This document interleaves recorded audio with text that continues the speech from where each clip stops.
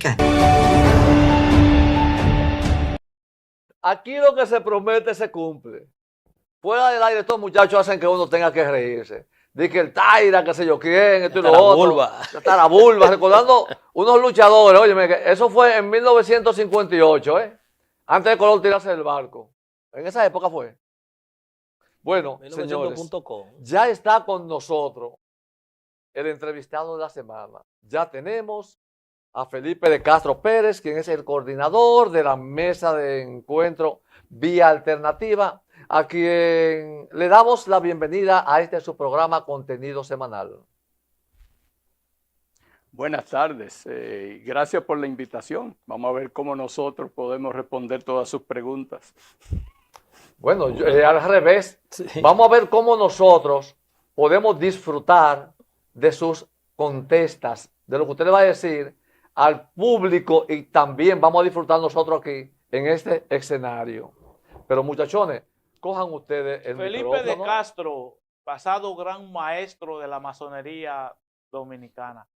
¿Cómo se integra de Castro a la masonería? Realmente fue en el 1992, en la Logia Cuna de América número 2, que está ahí en la José Reyes, precisamente al lado de una iglesia, de la iglesia de la Mercedes. Ahí comencé yo mi vida masónica. Entonces, de ahí fui venerable maestro, que equivale a presidir la logia. Lo que pasa es que la masonería usa terminología decimonónicas, me encanta eso.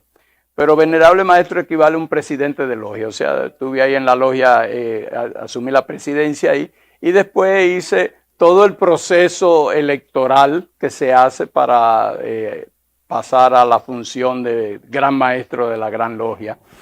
Que es bueno que sepan que la masonería funciona de una forma extraña, funciona como un estado, donde la gran logia viene siendo el estado, la parte confederada, la federación, y las logias son estados independientes. Cada una de ellas es independiente, tiene su propio presupuesto y tiene su propia regla. Claro, todas ellas están regidas por una regla normal que sería, y nosotros tenemos una constitución, que eso es algo también extraño en este país, pero la masonería tiene su propia constitución masónica y sus estatutos generales, las dos cosas.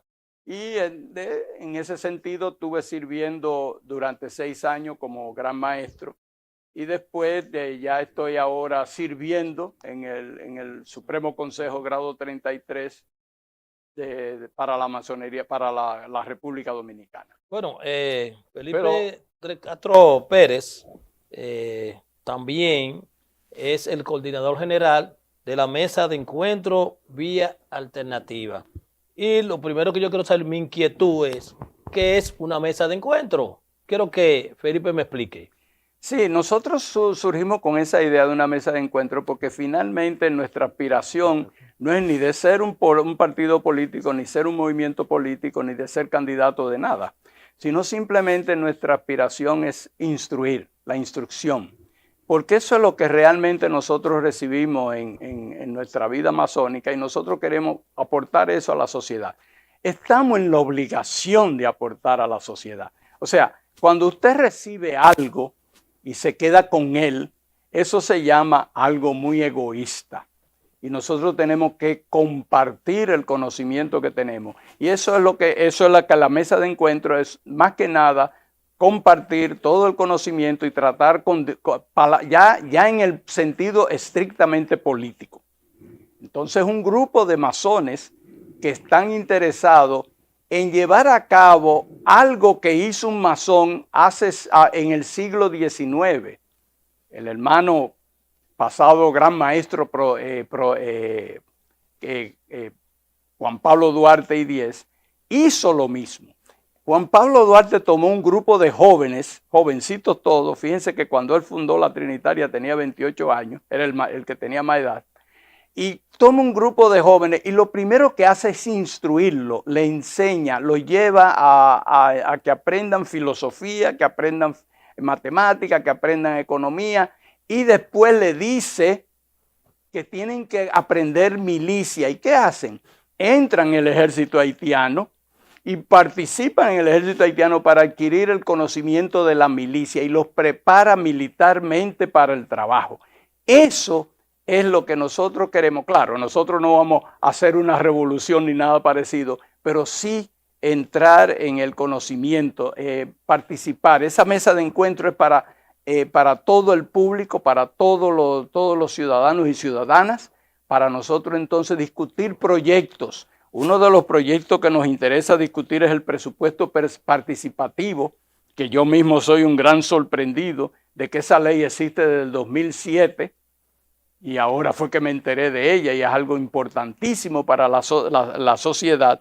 Nosotros queremos también discutir sobre la sentencia del tribunal, sobre el candidato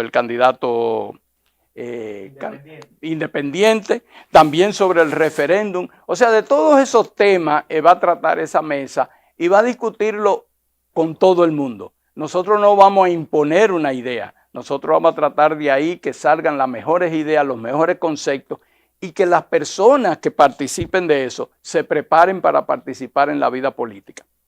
Felipe, ¿qué persigue Vía Alternativa? Precisamente lo que persigue es lo siguiente. Nosotros no criticamos los partidos políticos, pero vemos que los partidos políticos no están caminando por el rumbo que deberían de ser. Los partidos políticos son una organización creada ya en el siglo XIX y se creó precisamente para representar al pueblo, representar al soberano, que aquí la palabra soberano es interesante. Lo que significa lo siguiente: en el siglo XVIII, principio del XIX, el soberano era el rey. Entonces se cambió el concepto de que el soberano es el pueblo ahora. Y ese pueblo es el que decide quién lo va a representar. Y los partidos políticos se formaron para precisamente llevar a cabo ese proyecto del pueblo.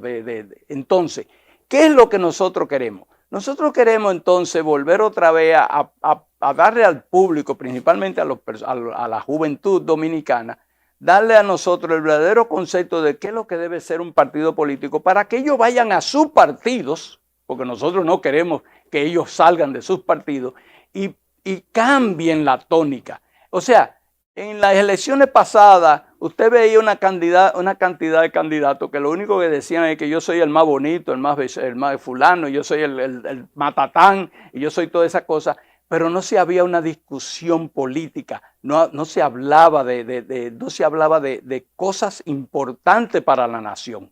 ¿Qué es lo que yo voy a desarrollar del programa de gobierno? ¿Qué es lo que yo voy a hacer cuando yo sea candidato o cuando yo gane la candidatura? ¿Qué es lo que voy a desarrollar? Y eso es importante porque esa es de la única forma que esta nación puede echar hacia adelante. Bueno, importantísimo eso, es cierto. Que el debate nada más no puede ser dentro de los candidatos presidenciales. Vamos a debatir de manera local, los regidores, los diputados, hasta los suplentes diputados, todo el mundo, hasta los que son amigos de los diputados que comiencen ahí al debate, pero que se produzcan, que se tiren lluvias de ideas y que nazcan cosas.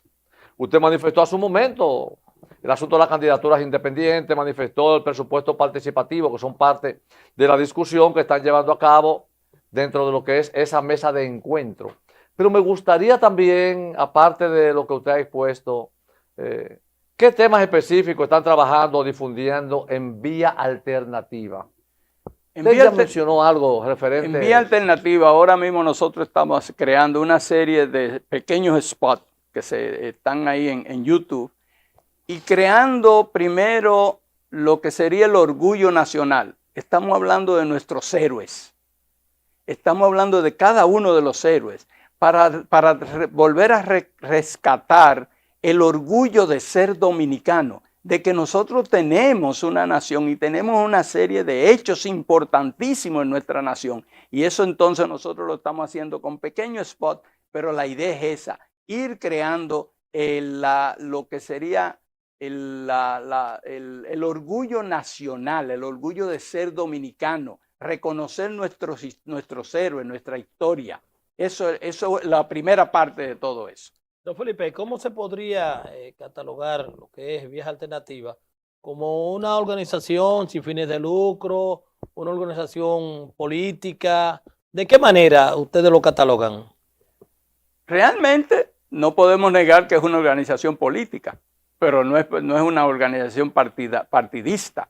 Fíjense que nosotros estamos haciendo prácticamente lo mismo que hizo Juan Pablo Duarte cuando creó la Trinitaria. Creó una organización conspirativa política, no fue un partido lo que él creó, y eso le llaman logias Lautaro. Eso no fue únicamente que sucedió aquí en este país, eso sucedió en todas las Américas. Se dieron esos casos de masones que salían de sus logias, no porque en la masonería está prohibido hablar de partidos políticos, está prohibido hacer campañas políticas, pero entonces ellos salen fuera de la masonería y entonces expresan sus condiciones políticas cada uno. Nosotros lo que estamos haciendo es eso. Nosotros queremos devolverle a la sociedad la experiencia adquirida por nosotros, tanto en nuestra vida profesional como en nuestra vida masónica. Don Felipe, pero cójale el hilo ahí mismo de una vez, que no se le vaya la chichigua y el bollito con todo ahí. Sí. Es importante que usted le diga a los amigos televidentes cómo nace la masonería, porque ya usted lo ha articulado prácticamente. Vamos a edificar a los amigos televidentes, porque la masonería tiene un radio de acción en muchos países del mundo, con una historia extraordinaria. Fueron reprimidos, fueron perseguidos, fueron apresados, fueron asesinados, en un momento en que quizás la formación de ellos estaba por encima de lo que era algunas conductas religiosas, que creían que no podía existir ningún otro tipo de pensamiento que le hiciera sombra. Fíjense, la masonería es una institución, primero es una iniciación, una institución iniciática, o sea, se entra a través de un sistema iniciático, de iniciación. Hay que ser invitado a la masonería. Una vez pasa por eso, pasa por 3 grados y en cada uno de los grados se van enseñando simbólicamente una serie de conceptos que son conceptos más morales, éticos, que son lo que necesita un ser humano para ser superior. Me acuerdo una persona que yo admiré mucho y que ya pasó al otro lado, don Pompilio Brauer, que una vez me dijo a mí, si tú aspiras a ser un ser espiritual, primero tú tienes que aspirar a ser un ser superior. Y en ese sentido, yendo en esa línea, es lo que hace la masonería. Ahora, ¿qué es lo que hace esa organización? Una organización que viene desde prácticamente de la Edad Media, que son los albañiles, los que construían templos, y los intelectuales en el siglo XVIII, los intelectuales ingleses, toman ese concepto de aquellos individuos que tenían un sistema iniciático, que tenían un sistema de trabajo, y lo intelectualizan. Y entonces se convierte de una masonería operativa, que era lo que fabricaban templos, a una masonería especulativa, ya más filosófica. Y eso comienza en el siglo XVIII, pasa en el XIX y llega a todos los países, a este país, a la isla, más que nada, a la isla de la Hispaniola, llega en el 1760 y algo por la vía de Haití, porque entra por los franceses la masonería. Lo que pasa es que el lado español, pues en España estaba prohibida la masonería. Entonces entra al lado dominicano, al este de la isla, entra en el 1805, cuando la isla perteneció a los franceses. Entonces que entra la masonería a este lado. ¿Pero qué sucede? Nosotros luchamos contra los franceses y cuando los franceses salen de nuestro suelo, viene otra vez de nuevo España. ¿Y qué sucede el fenómeno español del 1811, 12 por ahí? ¿Qué es lo que sucede? Que en España quien dirigía España era un hermano de Napoleón. Por lo tanto, se permitió la masonería en España y por lo tanto en este país se permitió masonería también en esa fecha que ella era española. Y le voy a dar un dato que le va a dar risa a ustedes. En el lugar donde se hacían iniciaciones era el convento de los dominicos. Y habían sacerdotes masones.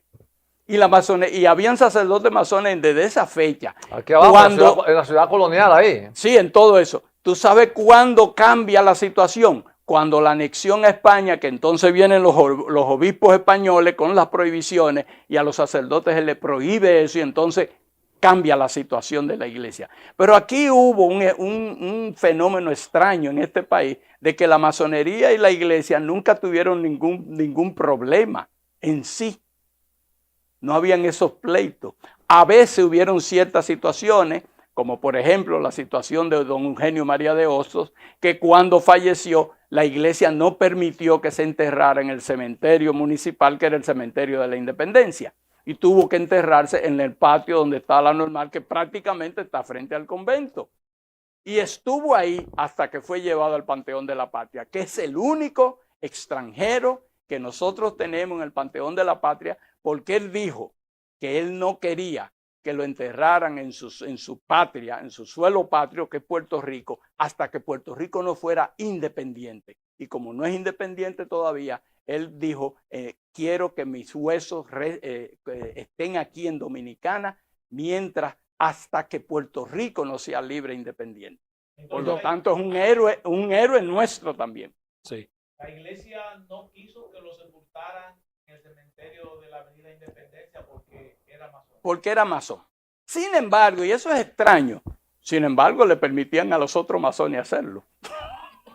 El problema es que don Eugenio parece que tenía una boca boca muy dura. Tenía un pensamiento, una claridad, una concepción política. Siendo masón, era una persona no solamente ilustrada, brillantísima como lo era, sino que estaba quizá por encima de todos los niveles en el momento. Correcto. De esa clase política. Así mismo es, así mismo es. Don Felipe, usted puede mencionar, porque he visto la historia y hay muchos masones que le interesa mucho la política, algunos de esos expresidentes que han sido masones, y también el hecho que estuve buscando y no veo una mujer que pertenezca a esa organización masónica. Entonces, en el país no conozco ninguna mujer que sea masona. Sí, fíjate que la masonería surge en el 1700. ¿Hay límite para las mujeres? En el 1700 surge y en esa época la mujer todavía no tenía ningún derecho porque la sociedad no le daba ningún derecho. Y la masonería se hace masculina porque también la masonería era algo peligrosa. Era muy conspirativa en el siglo XIX. Fíjense que todas las grandes independencias que se hicieron en América, todos eran masones, los que propusieron todas las independencias. Ya en el siglo XX la cosa cambia y ya a finales del siglo XIX existe una masonería mixta que se crea en Francia, la masonería de los derechos humanos, precisamente ese fue el nombre que tomó, y esa masonería mixta existió ahí. Existe en el mundo entero 3 tipos de masonería: una masonería masculina, una masonería propiamente femenina y una masonería mixta. Aquí en este país hay masonería mixta. Yo conozco 2 pequeñas logias que no tienen mucha cantidad de personas, pero existen, se dan. Y conozco masonas o mujeres masones que tengo contacto con ella y tengo buena relación con ella. O sea que, y cuando yo estuve en Chile, ahí me encontré yo con las esposas de los masones que eran parte de la masonería femenina. Todas esas cosas se dan en este mundo. Bueno, estamos conversando con Felipe de Castro. Ustedes pueden ver cómo nos ilustra con ese capítulo que tiene que ver con los masones.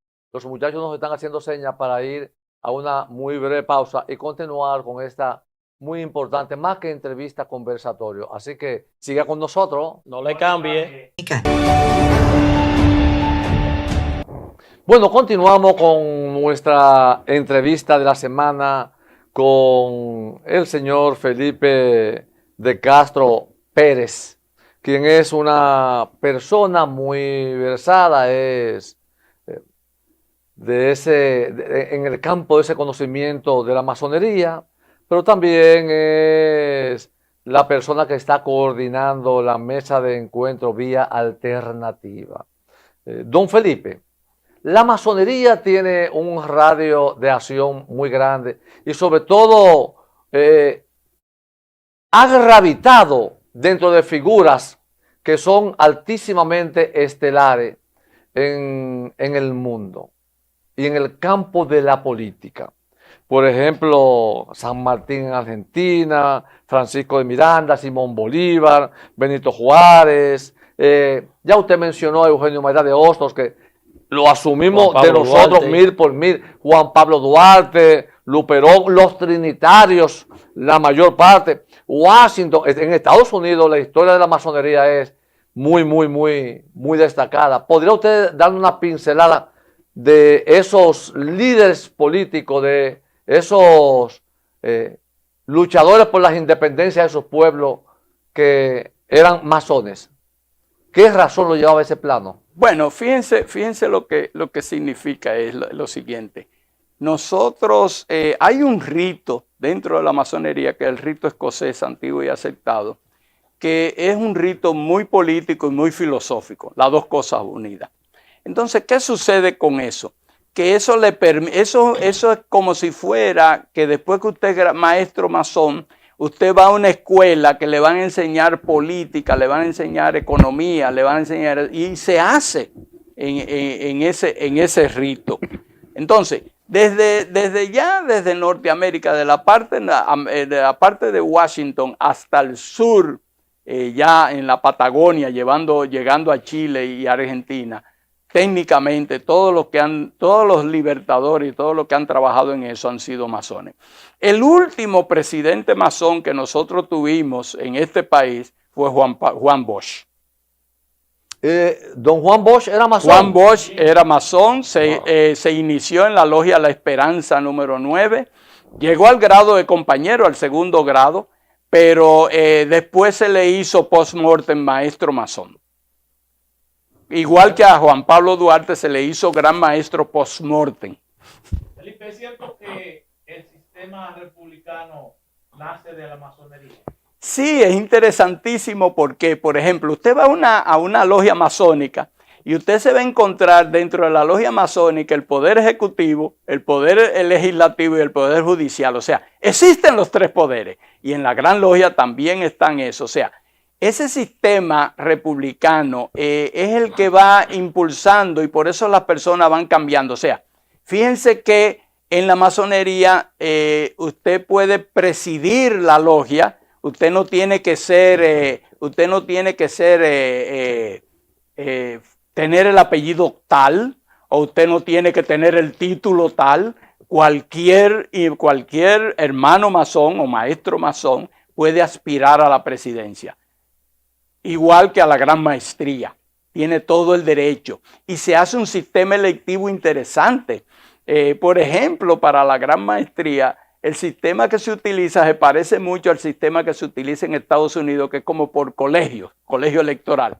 ¿Quiénes son los que votan para el gran maestro? Las logias, no los masones. Lo que sucede es que los masones en su logia son los que deciden quién va a ser el gran maestro y entonces el representante de esa logia, que es el venerable maestro o el presidente de esa logia, es el que entonces va y vota en la asamblea electoral de la gran logia. Fíjense que el sistema es interesante. Además, se utiliza el sistema de polboleta individual, donde se recogen los boletos, donde se cuentan 3 veces, porque hay 3 personas contando. Sí. Todo un sistema electoral que ya se utiliza en la masonería desde finales del siglo XVIII, se utiliza el mismo sistema. Todas esas pequeñas cosas fueron conformando la idea de la república. Y eso es lo que da pie a que la masonería en cierta manera influyó sobre las mentes de aquellos que formaron las repúblicas. Don Felipe, se podría decir que uno de los principios básicos de la masonería es combatir la ignorancia. Inclusive, peor todavía, dentro de nuestro simbolismo nosotros tenemos alegorías y tenemos alegorías que usamos y técnicamente la ignorancia viene siendo como un gran enemigo, casi como un criminal. Entonces, es importantísimo porque fíjense cuál es el problema que lo mencionaron anterior. El problema es que nosotros nunca hemos tenido problema formal con la iglesia porque la masonería no habla en contra de la iglesia. Lo que pasa es que aquella persona que entra en la masonería se convierte en un libre pensador. Y los libres pensadores son peligrosos en los sistemas que son de dirección desde la cabeza, que nadie puede pensar, nadie puede dar opinión, porque eso viene de la directiva. Lo que dice el jefe o lo que dice el monarca es lo que se hace. Y el masón es un libre pensador, y eso es peligroso, eso no es aceptado. Ese es el pecado que tiene la masonería, ser libre pensadores.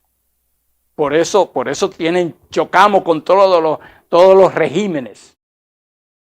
Bueno, debo decirle a los amigos y amigas televidentes que Felipe de Castro sustituyó en lo que es esa gran categoría dentro de los masones aquí en el país. Osiris Blanco es un directo amigo, hermano, compañero, una persona exquisita, maravillosa, de un trato altísimamente delicado.